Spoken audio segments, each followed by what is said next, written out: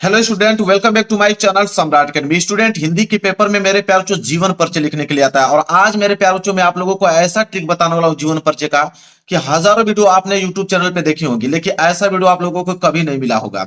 इतना बेहतरीन तरीका, इतना सिंपल तरीका बताऊंगा कि आप वीडियो को देखते देखते ही सारी चीजें आपको याद हो जाएंगी।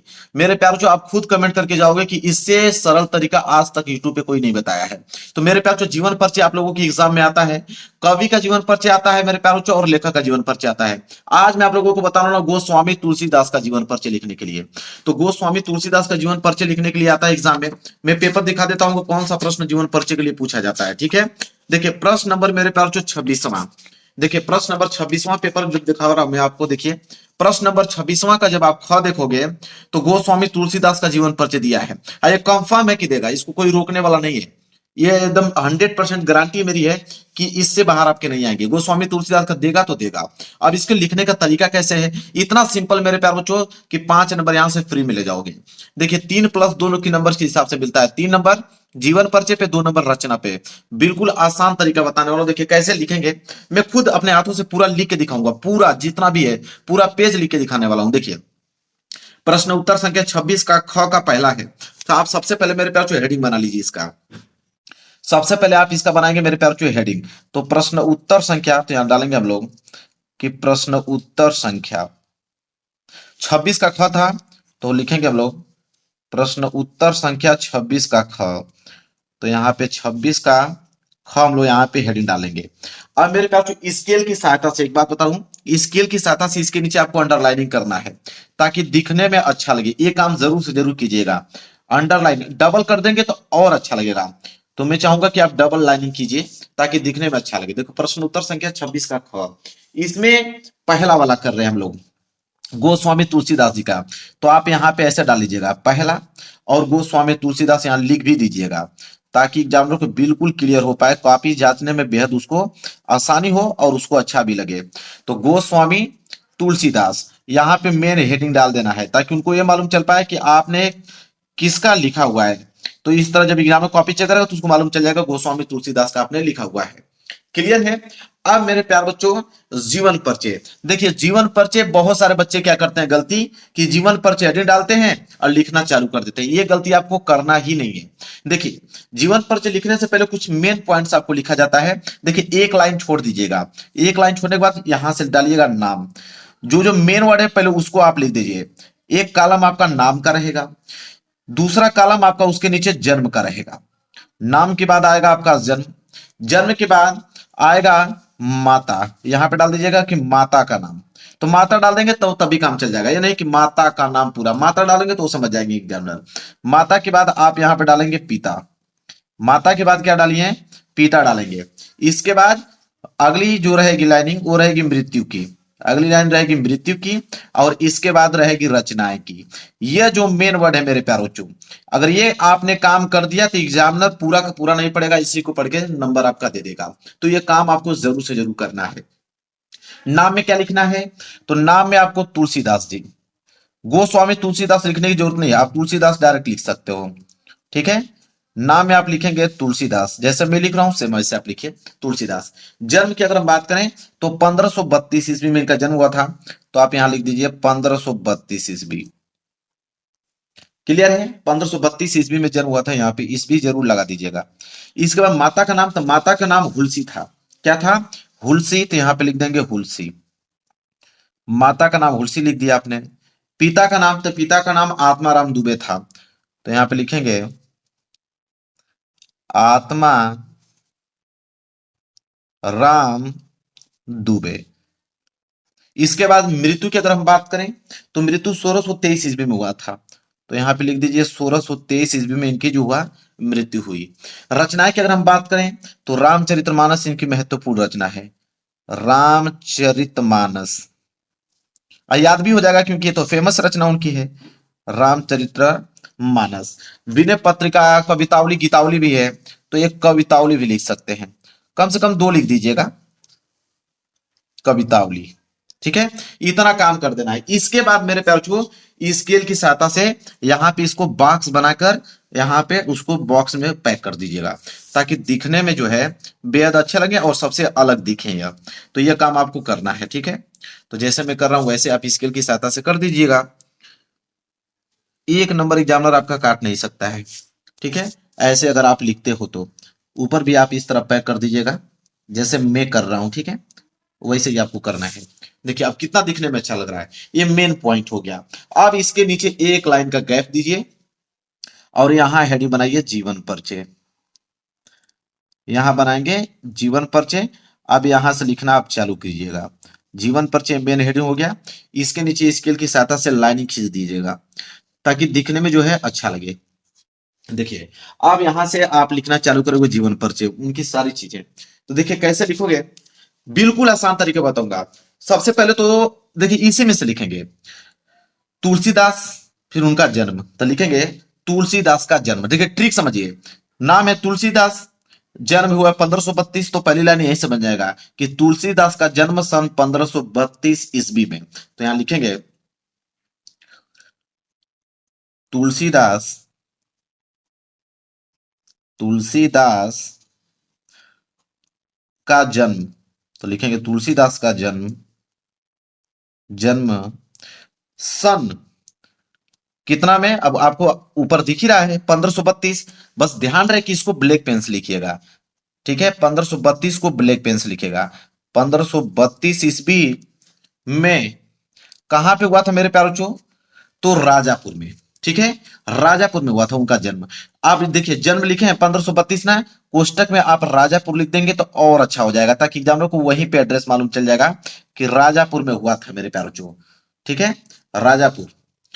अब देखिए लिखेंगे तुलसीदास का जन्म सन 1532 ईस्वी में राजापुर बांदा नामक ग्राम में हुआ था, ठीक है। तो लिखेंगे राजापुर, राजापुर बांदा नामक ग्राम में हुआ था, नामक ग्राम में हुआ था, ग्राम में हुआ था। इसके बाद खड़ी पाई डाल दीजिए। तो पहली लाइन तो कंप्लीट हो गया इतना, कि तुलसीदास का जन्म सन 1532 ईस्वी में राजापुर बांदा नामक ग्राम में हुआ था। अब मेरे प्यारे बच्चों लिखेंगे, अब देखिए माता का नाम, पिता का नाम लिखेंगे कि उनकी माता का नाम, उनकी माता का नाम, माता का नाम क्या नाम था, तो यहां देखिए हुलसी। तो लिखेंगे उनकी माता का नाम हुलसी, इसको ब्लैक पेन से लिख दीजिएगा। उनकी माता का नाम क्या था, हुलसी था। फिर लिखिए तथा पिता का नाम, तथा पिता का नाम, अब पिता का नाम क्या है, देखिए लिखा हुआ है आत्माराम दुबे। तो लिखेंगे पिता का नाम आत्मा राम दुबे, लिखेंगे आत्मा राम दुबे। तो पिता का नाम आत्माराम दुबे था, ठीक है। यहां तक आपको समझ में आ गया। अब बीच में कुछ बना के आपको लिखना है। लिख दीजिएगा कि तुलसीदास का बचपन जो है बड़े कष्टों में बीता। लिखेंगे तुलसीदास का बचपन,